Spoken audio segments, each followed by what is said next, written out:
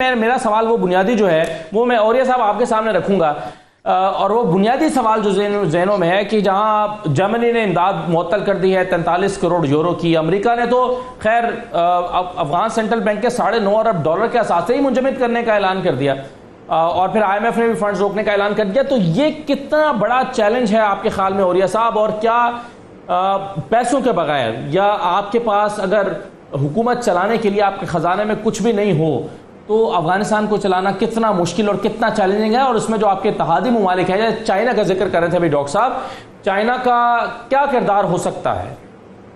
देखिए, दुनिया की कोई मुल्क की इकोनॉमी जो है वो कर्जों के ऊपर नहीं चलती, ना किसी की इमदाद से चलती है, बल्कि उसकी जो ग्रॉस नेशनल प्रोडक्ट होते हैं उससे चला करती है। खेत और खलियान चलाते हैं वो इकोनॉमी, इंडस्ट्री चलाती है वो इकोनॉमी, इंटरनल टैक्सेशन चलाती है वो इकोनॉमी। डॉलर के बने हुए नोट नहीं चलाया करते कभी। ये हैसियत जितनी 1979 में ईरान पर आई थी, दुनिया ने सारे फंड रोक लिए थे। अब मैं ईरान में रहा हूँ, आप मुझे ये बताइए, तो जितने भी फंड रोक दिए, क्या उससे अफगानिस्तान के खेतों में गंदम उगना बंद हो गई? क्या गल्ला उगना बंद हो गया? क्या वहां पर और बहुत सारे काम खत्म हो गए? इससे सारा प्रोडक्ट जो निकलता है वो टैक्सेशन का एक सिस्टम बनाता है। 1996 से लेके 2001 तक तालिबान जो थे उनके ऊपर मुकम्मल दुनिया की कोई एड नहीं थी। उन्होंने मुल्क चलाया और मुल्क चलते हैं, मुल्क कर्जों से नहीं चलते। ये जो उन्होंने इंफ्रास्ट्रक्चर बनाया हुआ था, ये उस इंफ्रास्ट्रक्चर का पैसा। और ये सब क्या पहले से निजाम मौजूद है जिसको कंटिन्यू किया जाएगा? जैसे ये टैक्सेशन का निजाम आप जिक्र कर रहे हैं, क्या ये पहले से निजाम मौजूद है जिसको कंटिन्यू किया जाएगा? जी देखिए, उन्होंने ये जो पैसा किया था, ये उन्होंने एक आर्टिफिशियल किस्म की बर्डन क्रिएट किया हुआ था कि आपने इतने हॉक हेलीकॉप्टर लेने हैं, आपने इतने जहाज लेने हैं, आपने इतने घोड़ा लेना है, आपने 3 लाख के करीब फौज लेनी है, जिसको $7,000 आपने देने हैं। आपने ये वो जो थे उसके पैसे थे, जिसमें 50% वहां चले जाते थे। कर रहा था तालिबान ये समझते ये है कि हमें ₹1 की जरूरत नहीं होगी। एक में ये बात, दूसरा अगर आप ये कहते हैं IMF और वर्ल्ड बैंक बंद कर देगा, 75 साल तक रूस जो था वो IMF और वर्ल्ड बैंक से बाहर था, उसकी इकोनॉमी के साथ ताल्लुक नहीं था। वो बाजार से सोना खरीदते थे और बाजार से जाकर डॉलर खरीदते थे, और अपने को जरूरत होती तो उसकी पेमेंट किया करते थे। एक तीसरा, चाइना और रशिया 2 मुल्क सब ऐसे हैं कि जिसके लिए अफगानिस्तान बहुत अहमियत इख्तियार कर सकता है। इस वक्त आप देखें, सियोल से ज्यादा कोई शहर तरक्की याफ्ता नजर आता है तो देखें चाइना के साथ तल्लुक है, चाइना की इकोनॉमी को सपोर्ट करती है। और दूसरी बात यह है कि अफगानिस्तान के अंदर जो अनपुख्त इकोनॉमी है, मैं सिंपल बताऊं आपको, हेलमंद का मार्बल अकेला जो यहाँ अगर पाकिस्तान के रास्ते आना शुरू हो जाए, उसकी इकोनॉमी कर्ज कर जाती है। उसके बाद और बहुत सारी चीजें हैं। लिथियम सऊदी अरेबिया लिथियम कहा जाता है, यानी लिथियम वो चीज है जो जिस वक्त आपके सारे कंप्यूटर्स को चलाती है। वो कौन सा मुल्क है जो नहीं लेना चाहेगा? वो कौन सा इलाका है उसको जितना ईरानियों ने पेट्रोल बेचा हुआ, तो ये तो सवाल ही पर नहीं होता। यानी वो अलग देश से वाकिफ नहीं जो कहते हैं कि मुल्क जो है वो सिर्फ IMF और वर्ल्ड बैंक बंदियों से सेंटर से चला करते हैं। कोई नहीं चला, मुल्क अपनी इंटरनल इकोनॉमी से चला करते हैं। जो खेत खलियान उगाता है, जो इंडस्ट्री काम करता है, उससे चला करते हैं। इनसे टोटल डिफीट हुई है उस पूरे के पूरे के अंदर, और इस वक्त वहां पर उनका कोई रास्ता नहीं है। पहली दफा ऐसा हुआ है कि अफगानिस्तान का कोई पड़ोसी उसके खिलाफ नहीं है। पाकिस्तान खिलाफ, उज्बेकिस्तान खिलाफ नहीं है, ईरान खिलाफ नहीं है, उसके बाद चाइना खिलाफ नहीं है, कोई मुल्क, यानी वो तमाम सर फैसले करने का तैयार नहीं कर सकते। अच्छा, ये सारे जो है इंटर रिलेटेड इकोनॉमी है। दिल्ली डैम से आप बिजली वहां तक भेज सकते हैं। ये वो लोग हैं जो अमेरिका की डिक्टेशन को नहीं लेते, जो उनको नहीं मानते, रशियन इन्फ्लुएंस के तहत है। जो गरीब तजिया किया जा रहा है कि जाके अमेरिका चला गया, वो अफगान इकोनॉमी पे अमेरिका के आने से पहले ₹1 का कर्जा नहीं था, वो वापस चले जाएंगे। उनको इस करने की जरूरत नहीं है। ₹1 का कर्जा नहीं था तालिबान रजीम के ऊपर, वो वापस चले जाएंगे। उनको क्या जरूरत है इस इकोनॉमी की? उनको कोई जरूरत नहीं है इस इकोनॉमी की, और दो वो पीसफुल तरीके से जिंदा रहते। शाह साहब, सुहेल शाहीन कहते हैं कि अफगानिस्तान में इलेक्शन का वक्त नहीं है और जामे हुकूमत बनाने की जरूरत है और नया आइन तैयार करना होगा। आपके ख्याल में ये कितना बड़ा चैलेंज है ब्रिगेडियर साहब? मेरे ख्याल में है ये बड़ा चैलेंज, लेकिन बड़ी आसानी से किया जा सकता है।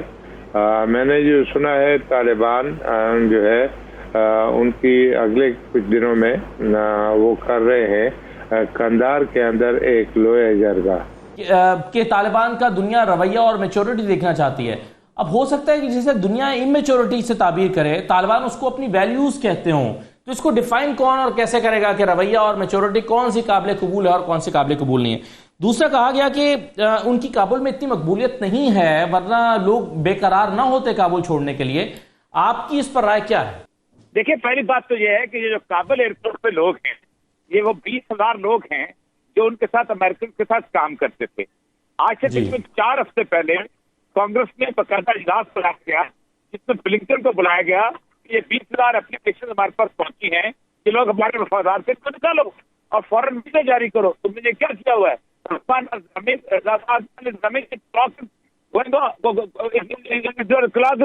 अच्छा, उसका ऑर्डर किए गए, अब उनको निकालने का मसला बना हुआ है।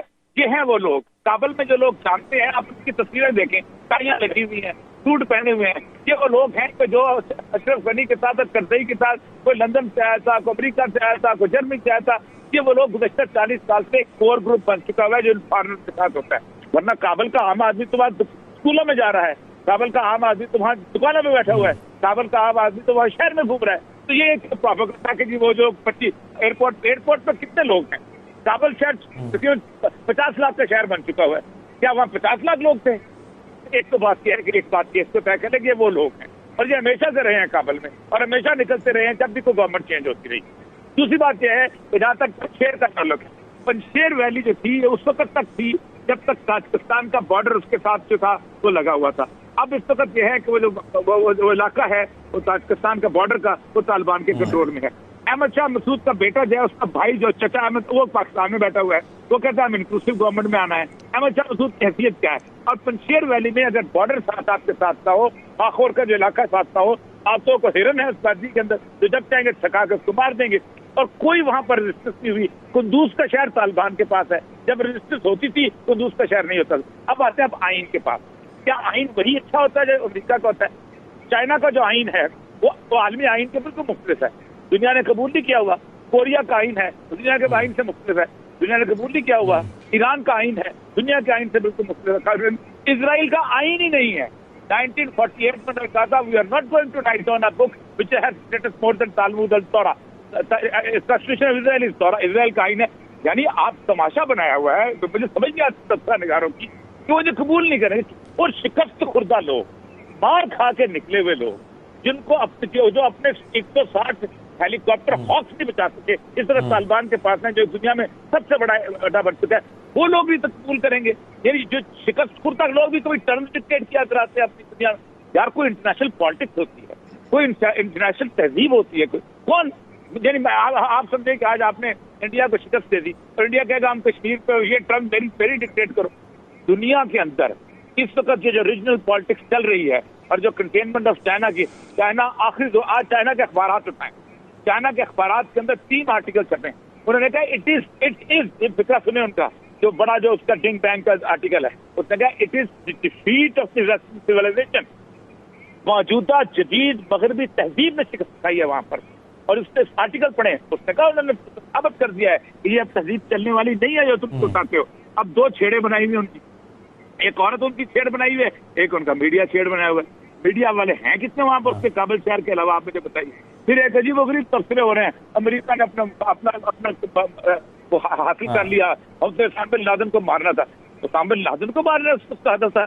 उठाए जरा, बुश की तकरीरें उठाएं, उठाए जरा, it's a lifestyle change, it's a set on the lifestyle. हमारे साथ हमारा ये है असल, जिसको असल में आपने हमारे साथ तबसरा, अब देखे 3 महीने पहले हम तबसरा करते थे वहाँ रिफ्यूजीज आएंगे, पाकिस्तान में ये होगा, पाकिस्तान बढ़, एक रिफ्यूजी नहीं आया वहां से।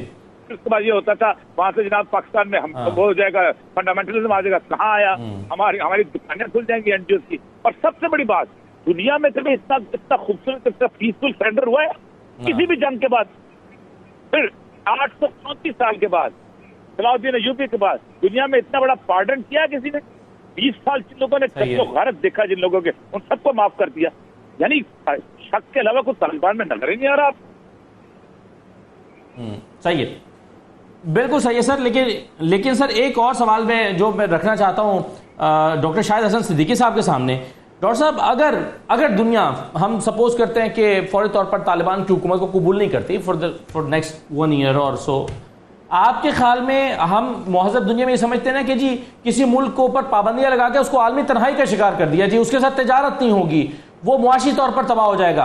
आपके ख्याल में अगर अफगानिस्तान के साथ ऐसा होता है कि उसको मुआशी तन्हाई का शिकार किया जाता है, तो ये मुआशी तन्हाई अफगानिस्तान की अगली हुकूमत के लिए कितना बड़ा चैलेंज होगी? पहले मैं आपको ये बता दूं कि जब 9/11 हुआ था, उस वक्त जो अमेरिका के मकासद थे, आज भी वही मकासद हैं, सिर्फ हिकमत अमली। जी, अब मकसद अब भी वही है। इजाफा ये है कि चाइना फैक्टर इमर्ज हो गया है और अब अमेरिका ये समझता है कि चाइना को कंटेन करने की कोशिशें उसकी नाकाम रही थी। और मैंने माजी में कई मरतबा कहा कि चाइना को कंटेन करने के लिए अमेरिका माइनस वॉर किसी हद तक भी जा सकता है, यानी वॉर कॉन्फ्लिक्ट में इनडायरेक्ट